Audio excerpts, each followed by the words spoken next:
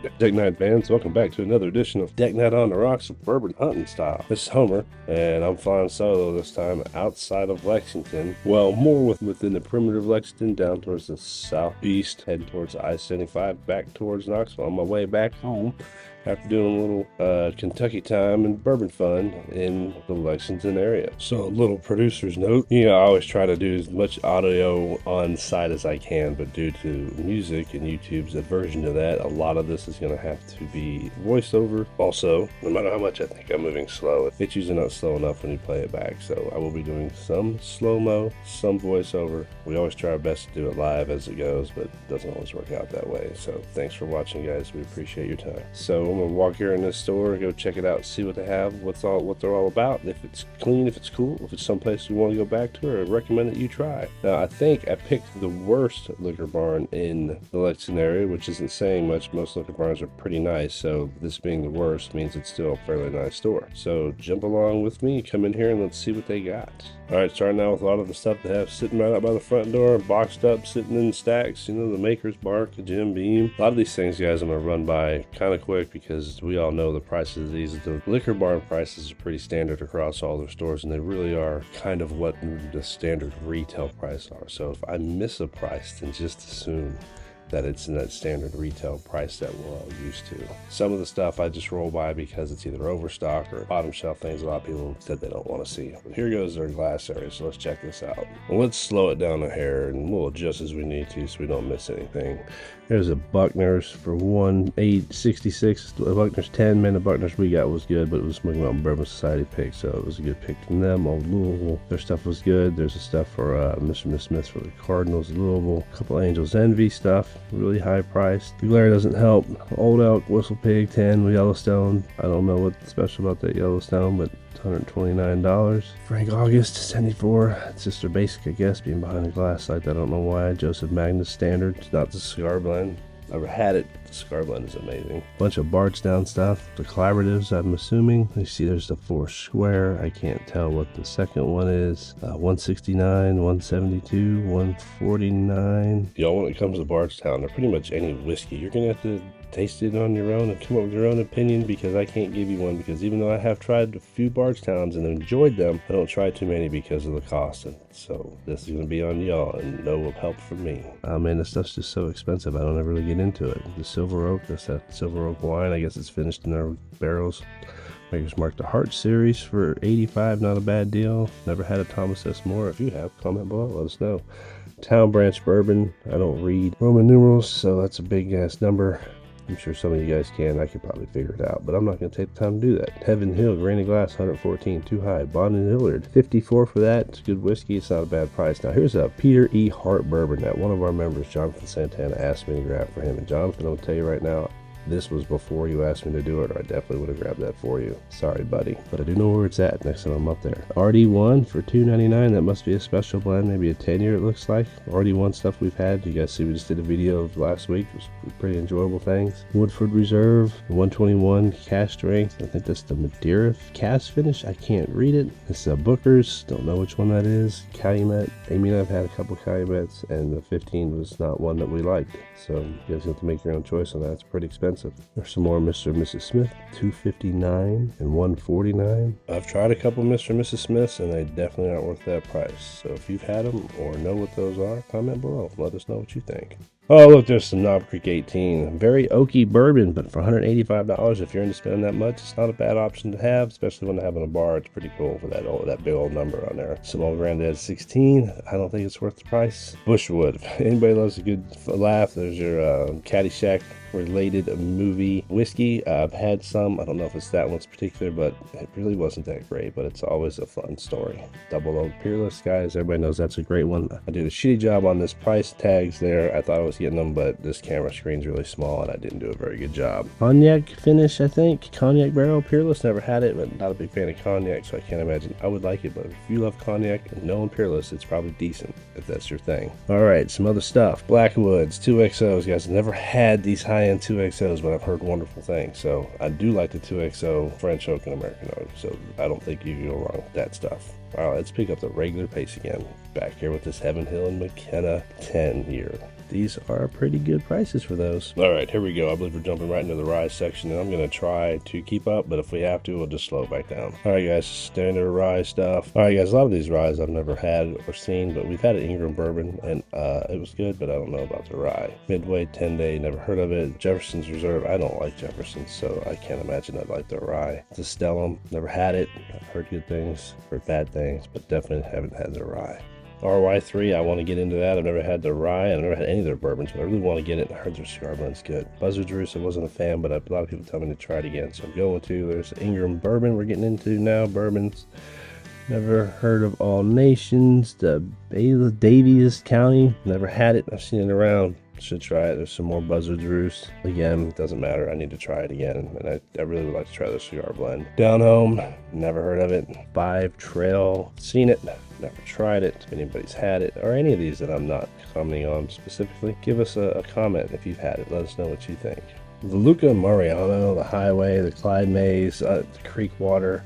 I've heard of all these things, but no one's ever commented. None of my friends say they need it, so I just don't understand anything about it. Never desire to get it. The Uncle Nearest, I don't know what's going on. They're probably going to be out of business soon. There's some flavored stuff. You know, Old Smoky's always going to be around because people like their fake moonshine. There's the standard Jack Daniels, a Chattanooga Whiskey Founder down there, a Rebel Cash Strength. That Chattanooga Whiskey Founder is the 12th. The 12th I know for sure was not good. I did not like it. The 11th was pretty okay. Some Seagrams down there, some Deckel. Gotta have the Deckel. Travelers, you know that's my favorite. The best Canadian whiskey blend bottle of crap you've ever had. When I say best, that is sarcasm. And I'm sure there's people out there who like it, and if you do, good for you, but that's my opinion, and that sucks. Benchmark. Now, this is what you should drink if you want to spend cheap money on good whiskey. This is Buffalo Trace juice, probably aged less, but it's really good. Everything I've had, especially for their price range of $19 to $25, depending on which one you get. Definitely a good route to go. Bibb & Tucker, we finally got one, but it was a coffee gold one, and that was not a good one to start with. Smoke Wagon, guys, you know I like Smoke Wagon. I like Smoke Wagon Aaron. Good company.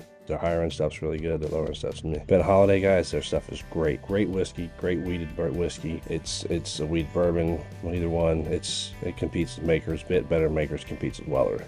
Pursuit United, the ones we've had are okay, but I've heard the white labels are better, so give them a shot. Some more bottom shelf stuff. There's some Woodinville. I heard the Woodinville 8's good, but the other stuff is just meh. High West is just kind of like Bardstown. There's just too much. I haven't got into it. True Story, I've had it, not good. That Knob Creek, the Knob Creek and the Smoke Wagon Rye is pretty good stuff. Haven't had the new Knob Creek 10-year age-dated rye, but I'm sure it's good. Haven't had the Angel's Emmy rye. Well, I did once at a tasting. I don't remember it. Didn't stand out. Jefferson's Ocean, gross. Pikeville rye, I've been told to try it. I haven't done it yet. And that if that's the cherry wood finished Bardstown, I've had it. I'm not a huge fan of it, but a lot of people love that. Sazerac rye, again, not a huge fan. $58 for a big old bottle. Some people will jump on that.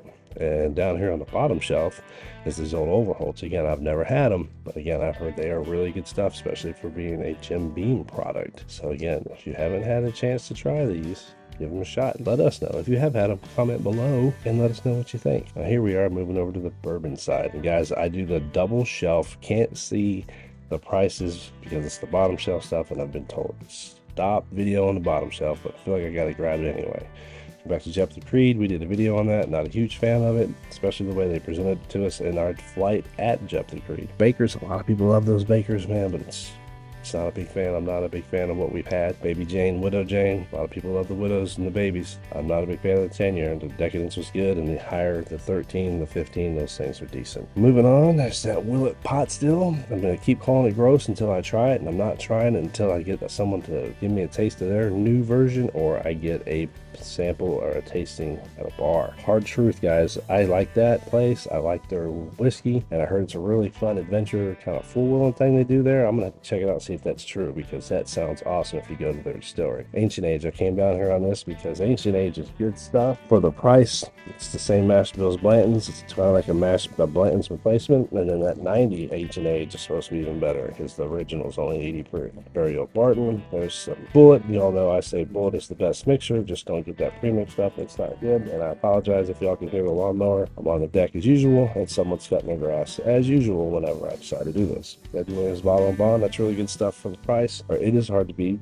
That larceny, Amy and I aren't a fan, but you guys should try it and make your own opinions. To Heaven Hill Wheated Bourbon. Moving on here to their gallons of Jim Beam for $25. This is a wild turkey selection. There's all their standard wild turkey stuff. 101s, 86 proof. You know what the price of that is. It's decent bourbon, decent price. Got the old Granddad down on the bottom. Obviously that's decent bourbon, decent price, especially that 114. You know, higher proof, a little spice. Here's Flatboat. This is the Liquor Barn flagship brand. This is distilled form by Barton's 1792 distillery. Some early times down there. Everybody loves early times bottle and bond. Maybe not as much as it was when it was Brown Forman, but the Sazerac stuff is still just as good. Then we got the Old Forester stuff, Maker's Mark, basic makers, running through it real quick with the Woodford. Not a big fan of Woodford, but that double oak is good stuff. Cooper's Craft, man, that was one of the best bottles for the lowest price. Long Branch is the worst wild turkey made.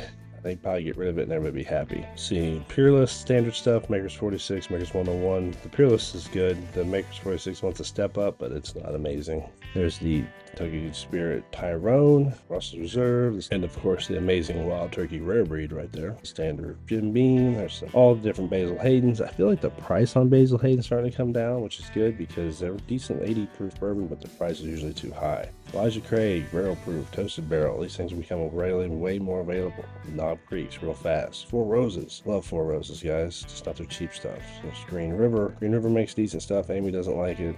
2XO. I love 2XO.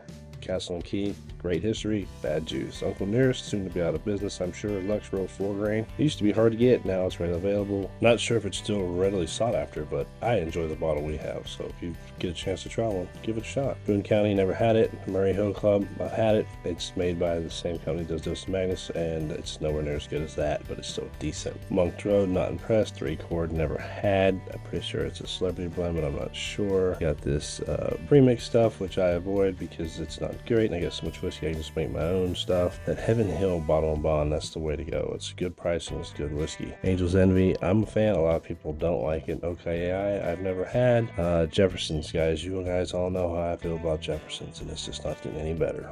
We've had one commenter tell us that we got to try this old Bardstown stuff, but I've had a lot of other people tell me it's horrible, so I've never got into it. Anybody else's opinion, let me know. Here's all the Willett brand stuff, and it's not good, don't like it. James E. Pepper, if you guys seen the video we just did, we didn't like any of it. That decanter's the best they had, and we didn't care for it either. Heaven's Door, not a fan. True Story, not a fan. Fear and Loathing, I've never heard of it. I'm assuming it has something to do with the movie because of the font. And of course, RD1, those two are good. Those two are okay. The RD1 maple finish, that brown one, is awesome. That Ambarana is not bad. I called it the king of turds because I think all Ambarana is turds, and that's probably the best one, even better than the Penelope Rio. The blue and red here, the straight Kentucky and then finished in French oak staves, they were okay. They're nothing to brag about. I probably wouldn't buy them. Some more Bardstown stuff. Up here, more Penelope stuff that I'm never going to really get into. I've tried a lot of different Penelopes and I have not liked any of them. They're not horrible bad, they're just not worth the price or the hype I think they have. Rabbit Hole, now that's good stuff. 2XO American Finish is great stuff. Dark Arts, now I don't know which ones these are. I think that's the Jalepius on the red one. If that is, I've got it, it's good. And the other ones that we've had is good. Watch our Dark Arts video we made, it came out last week. Their stuff is really good. I really enjoyed it. And I haven't had it all, so you gotta give them a chance and try their stuff other than what I haven't, just based on my opinion. New Riff God, that's good stuff, guys. You should try it if you haven't had a chance. Everything they make is good. A little MGP, Doc Swenson's, and Horse Soldier. You guys gotta make your own opinions on that, and haven't really had much of it. Here we go with an end cap of all kinds of different Jack Daniels. Really, does Jack Daniels need an end cap? If someone's coming there to get it, they're gonna find it. It doesn't need to be up front. All right, here we go with this particular Liquor Barn store picks. We got a good amount of them up here. Uncle Nearest, Yamakaze, Jefferson's Yuck, Angel's Envy. I guess that's just a display of what they've made up on top and what they picked. There's their Swenson's Fueling Station, Nashville Barrel, that's good stuff. This Starlight, I really should get that. I haven't yet. And some Buzzle Drews, Uncle Nearest, Chattanooga Whiskey Single Barrel, that's a rare one.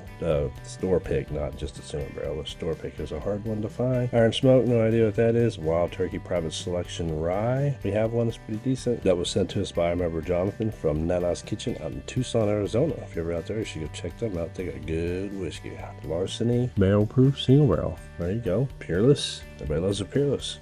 Russell's Reserve store pick. That's a popular one. Not just the single barrel, but the store pick itself. Always got a tag, a label on the back that tells you where it is, where it came from. Unlike the just standard single barrels that Russell's releases, they actually put the information on the back of the store pick barrels. This is an 8-year from Tyrone F. Next, Jeff the Creek single barrel. We've had at the distillery and didn't care for it. Knob Creek's probably great.